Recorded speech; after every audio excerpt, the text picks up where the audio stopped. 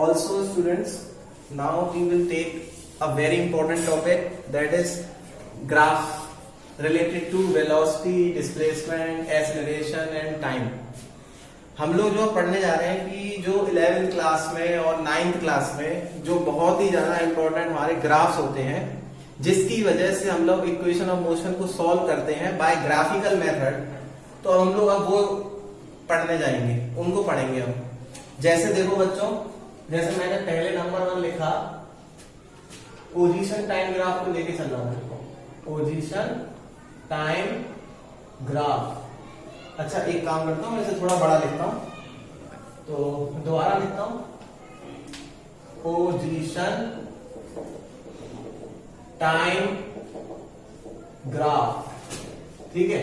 अच्छा एक चीज सीख लो बच्चों, जब भी हम लोग पोजीशन टाइम ग्राफ की बात करेंगे तो हमेशा एक्स एक्सिस में, यानी ये हमारा एक्स एक्सिस है और ये मेरा वाई एक्सिस है, ठीक है ना। एक्स एक्सिस में हमेशा हम लोगों को टाइम ही लेना पड़ेगा। क्यों? क्योंकि टाइम हमेशा हमारा बढ़ता है और यहां पे मैंने पोजीशन ले ली, ठीक है। ये मेरी पोजीशन हो गई, ये मेरा टाइम हो गया। अब मान के चलिए बच्चों, मैंने क्या करा, किसी भी ऑब्जेक्ट का अगर position with respect to time uniformly changes हो, अच्छा दोनों चीजें यूनिफॉर्मली अगर चेंजेस होती हैं तो ग्राफ जो हमारा स्ट्रेट लाइन को शो करता है। तो मैं यहां लिखने जा रहा हूं, when the body changes its position with respect to time uniformly, दोनों चीजें क्या हो बच्चों, यूनिफॉर्मली हो, तो उसका ग्राफ कैसा आता है, स्ट्रेट आता है, ठीक है। दूसरा देखो, अब क्या कहा कि दोनों के बीच में वही बात कि यहाँ पे टाइम, अब मैं शॉर्ट में लिख रहा हूं एक्स एक्सिस में, यहाँ पे वाई जो कि मैं यहाँ पे किसी पोजीशन को, यहाँ पे किसी पोजीशन को डिनोट कर रहा, ठीक है। तो अब क्या है, मैंने ग्राफ बना दिया ये ऐसा, या फिर आप कह सकते हो ऐसा नहीं बनाना तो आप ऐसा बना दो, या फिर ऐसा बना दो, कोई भी हो सकता है, आप इन तीनों में से कोई सा यूज कर सकते हो। लेकिन हम लोग क्योंकि बेसिक की तरह पढ़ रहे हैं तो हम लोग मैं ये वाला लूंगा ग्राफ, है ना। तो ये जो ग्राफ मैंने बनाया है ये नॉन यूनिफॉर्म मोशन को शो करता है। कैसे मोशन को शो करेगा बच्चों, नॉन यूनिफॉर्म मोशन को। अच्छा अब क्या है, आगे देखते हैं, नंबर 3 देखते हैं बच्चों। नंबर 3 मैंने ग्राफ बनाया, वेलोसिटी और टाइम के बीच में ग्राफ बनाया मैंने। अच्छा वेलोसिटी और टाइम के बीच में जब मैं ग्राफ बना रहा हूं, वेलोसिटी टाइम ग्राफ, तो जैसे मैंने कहा, ये देखना बच्चों जरा ध्यान से, यहां मैंने लिखा वेलोसिटी, यहां मैंने लिखा वेलोसिटी और यहां मैंने लिखा टाइम। अब मैंने कहा if the body have some initial velocity, अगर किसी बॉडी की कोई इनिशियल वेलोसिटी होगी तो उसका ग्राफ हमेशा इस एक्सिस में 0 से स्टार्ट ना होकर, मतलब कि यहां से इधर से स्टार्ट नहीं होगा, वो इधर कहीं भी किसी वैल्यू पे आएगा, चाहे वो यहां आए, चाहे यहां आए, यहां आए, यहां आए, यहां आए, यहां आए, लेकिन इधर 0 पे नहीं आएगा। मतलब ये हमेशा रखो, जैसे एक्स एक्सिस और वाई एक्सिस पे अगर हम लोग वेलोसिटी को डिनोट करने जा रहे हैं, तो वेलोसिटी के लिए अगर मैंने लिखा है if the body have some initial velocity, तो ध्यान रख लो वेलोसिटी कोई ना कोई वैल्यू है, तो वो 0 से स्टार्ट नहीं होगा, वो कुछ इस प्रकार से होगा। अच्छा जब इस प्रकार से होगा तो मैंने इसमें एक चीज और ऐड कर दी, प्लस करके मैं लिख दे रहा हूं, एंड इट मूव्स, थोड़ा दोबारा लिख देता हूं, एंड इट मूव्स यूनिफॉर्मली। देखो ये बहुत इंपॉर्टेंट लाइन है कि वो जो है यूनिफॉर्मली भी मूव करनी चाहिए, तभी ऐसा ग्राफ भी बनेगा, ठीक है। दूसरी चीज क्या हो सकती है, दूसरी चीज ये हो सकती है कि बॉडी के पास सब कुछ, ये सब कुछ सेम है, लेकिन वो कैसे मूव करे, इट मूव्स नॉन यूनिफॉर्मली।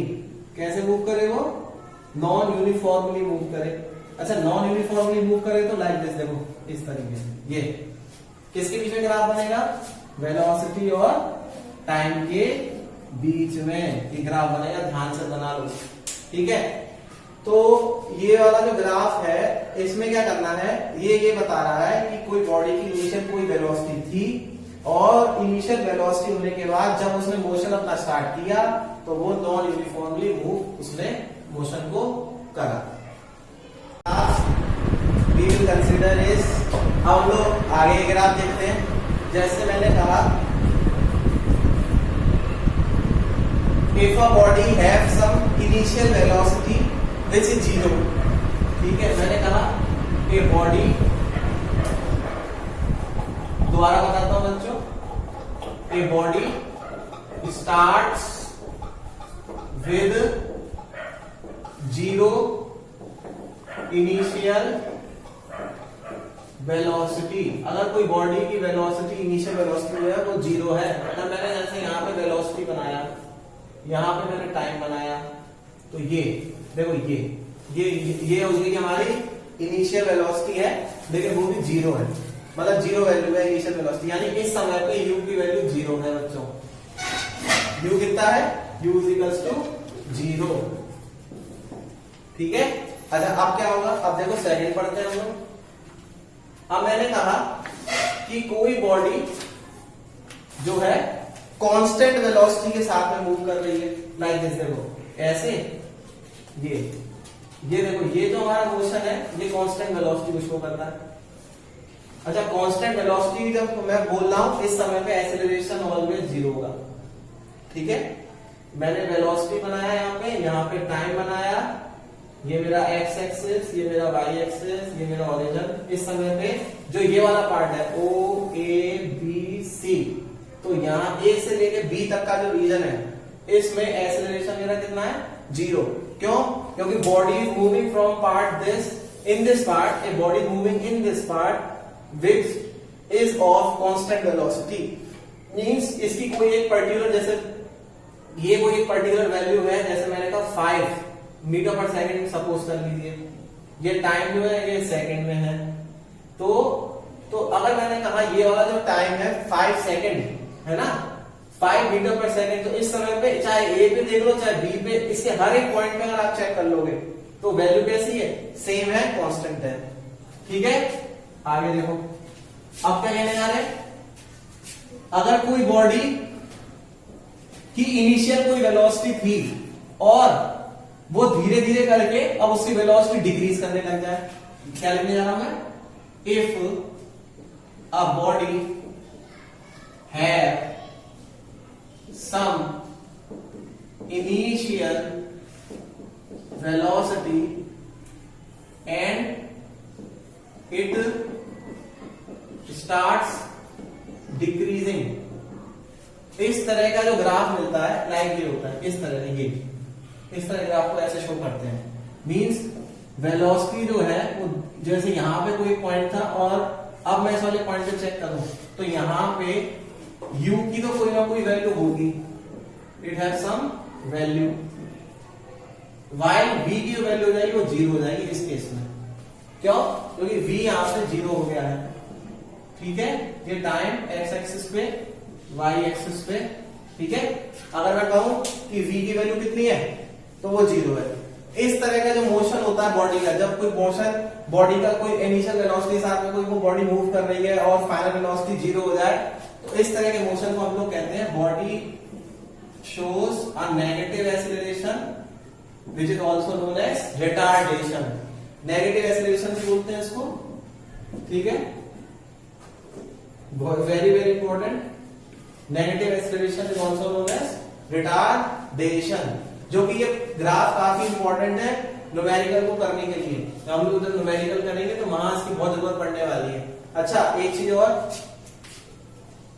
जब हमको किसी भी क्वेश्चंस में, जैसे मैं कई क्वेश्चन को लेके चलता हूं, तो अगर किसी क्वेश्चन में आपको कोई फिगर बना के दे रहा है लाइक दिस, इस तरीके से, ये फिर ये इस तरीके का कोई फिगर दे दिया उसने, ठीक है, और बॉडी का कहा जाए ये वेलोसिटी है, ये टाइम का ग्राफ है, एक्स एक्सिस और वाई एक्सिस के बीच में।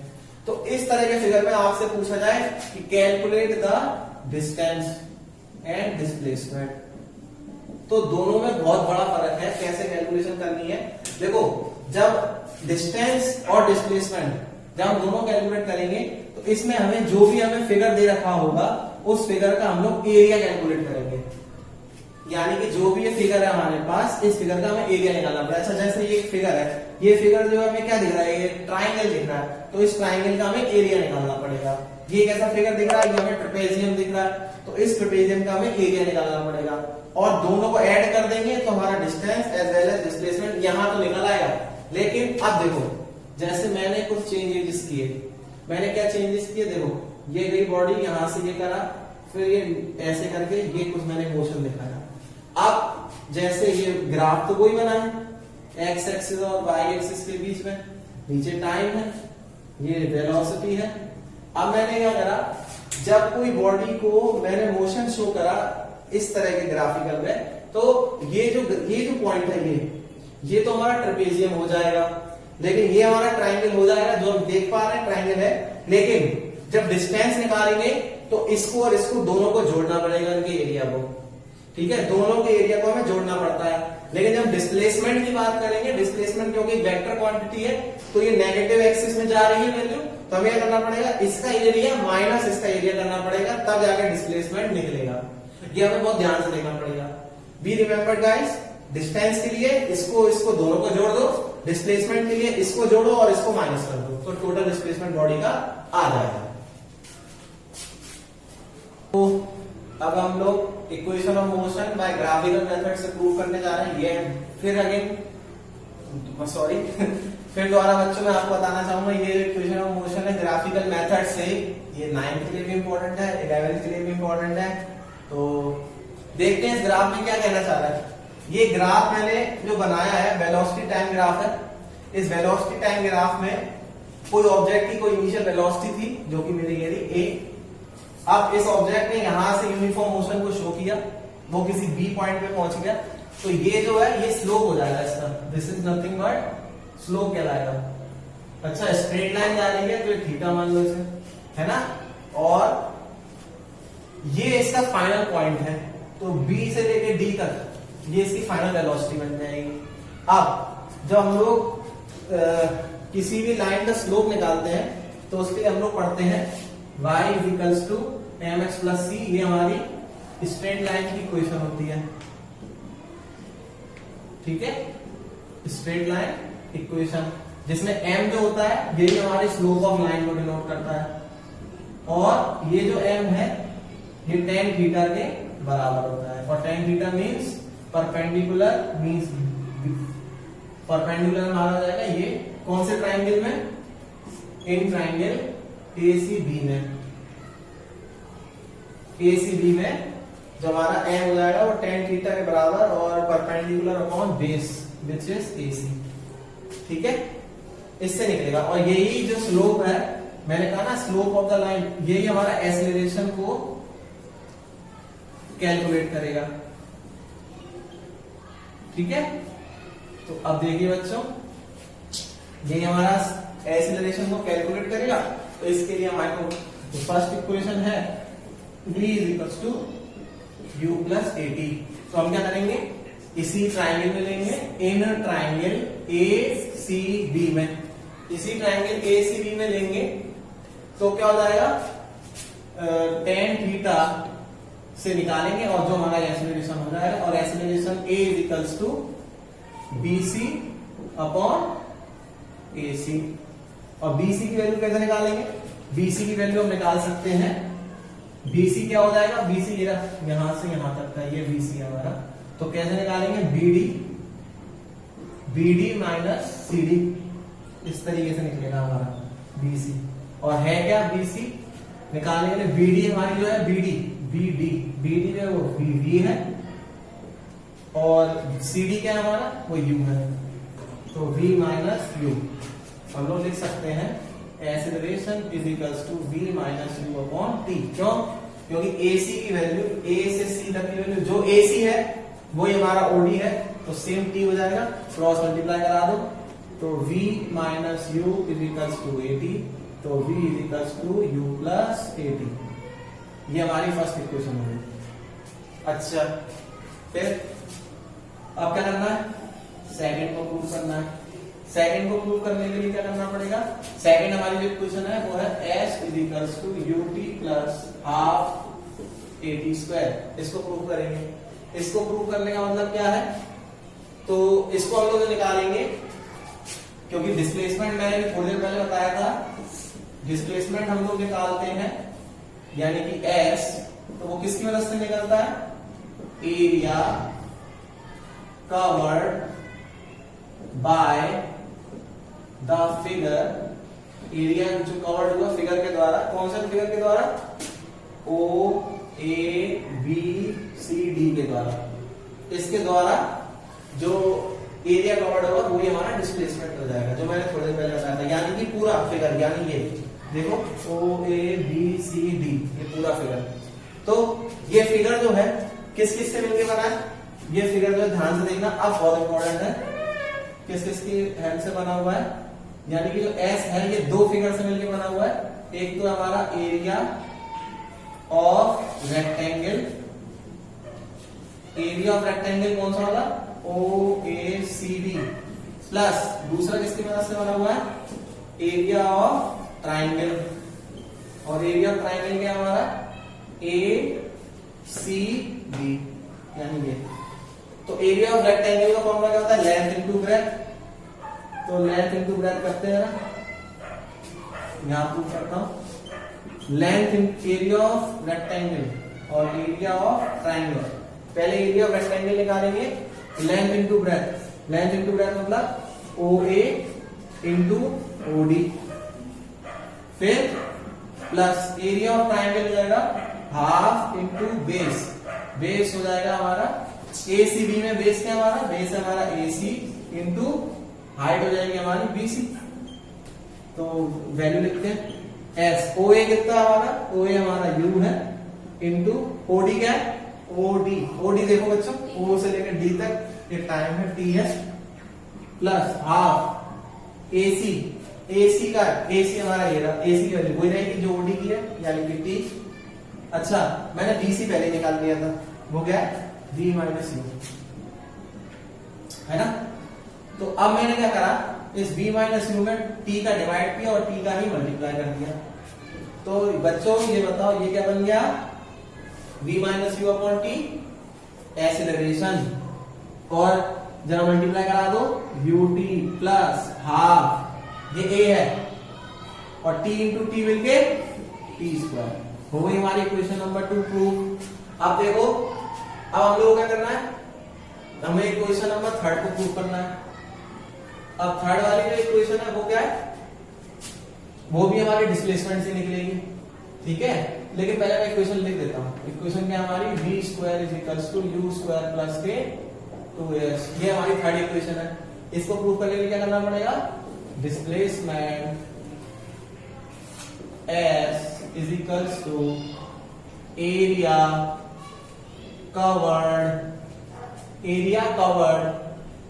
बाय फिगर, कौन सा फिगर, वही same O A B C D से।